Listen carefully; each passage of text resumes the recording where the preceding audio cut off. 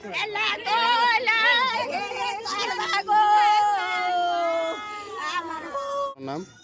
মোৰ নাম নূৰ মোহাম্মদ আলী। ঘৰ?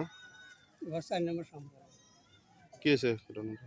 ঘটনা হলো আমি ঘৰত ঘূৰি আছোঁ, হোৱাৰ পিছতে এই হুলস্থুল ৰাতি মুঠতে 2:30 বজামান হ'ব সেইখিনি। তেতিয়া সেই চৰবত আলী চিৎকাৰ কৰি আছে, একদম হুলস্থুল লাগি আছে। তাৰপিছত মই আহলোঁ, এই কি হৈছে কি হৈছে?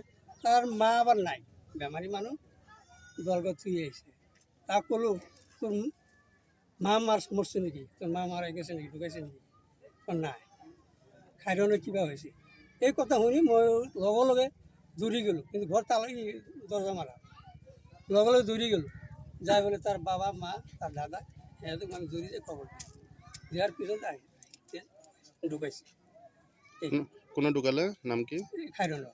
খাইৰণ। খাইৰণ কি হয়? কাৰ? মোৰ। এই হেৰি ল'ৰাজনৰ নাম কি?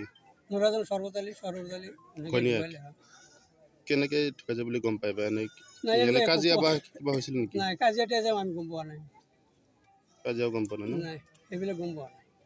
এনেই ঢুকাইছে? মৃত্যু হ'ল যে কেনেকে মৃত্যু হ'ল? কেনেকুৱা মৃত্যু সেইটো আমিতো ক'ব নোৱাৰোঁ।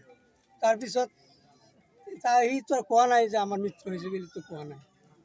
কেনেকুৱা মৃত্যু হৈছে তাক আমি জিজ্ঞাসা কৰা নাই এতিয়ালৈ। বা সিহঁতেও আছিল, তাৰ গাৰ্জেনবিলাক আছিল, তাকো কোৱা নাই। আপোনালোকে যে হেৰি প্ৰত্যক্ষ কৰিলে বা দেখা পালে, কি দেখা পাইছিলে? দেখা পালোঁ যে তাৰ মুখতে আছে এইখিনি। মুখতে আছে। ল'ৰাজনক আটক কৰিছে নেকি? ল'ৰাজনক আটক কৰিছে, পুলিচে আহি লৈ গৈছে লগত।